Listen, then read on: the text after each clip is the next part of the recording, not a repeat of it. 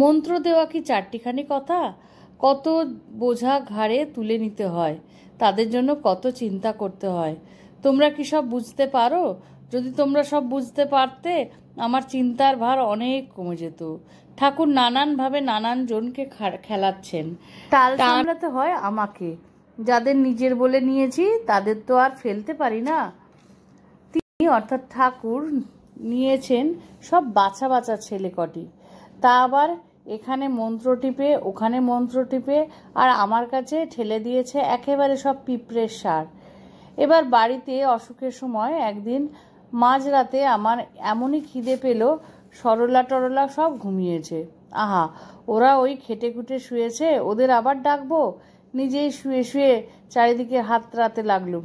দেখি চারটি খুদ ভাজা একটি বাটিতে রাখা, আবার মাথার বালিশের পাশে দুখানা বিস্কুটও পেলুম। তখন ভারী খুশি, তাই খেয়ে তো জল খেলুম। জল ঘটিতে সামনেই ছিল। খিদের জ্বালায় খুদ ভাজাও যে খাচ্ছি তা জ্ঞান নেই। সেই সময় রাঁচি থেকে একটি ভক্ত বড় বড় পেঁপে এনেছিল। পেঁপেটা আমি বড় ভালোবাসি মা। আমি টুকটুক করে তাকাচ্ছি, আহা, ওই পেঁপে আমাকে ওরা একটু দেয় তো খাই। তা ওরা দেবে কেন? তখন যে আমার খুব জ্বর।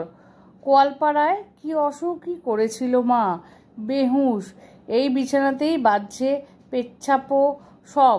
ও বউ, নবাসনের বউ আমার খুব করেছে ক্রন্দনের স্বরে। তাই ভাবছি মা, আবার তো তেমনই ভুগতে হবে। তা সেবারে কাঞ্জিলালের ওষুধ সেরে গেল। আহা মা, কি হাত পায়ে জ্বালা!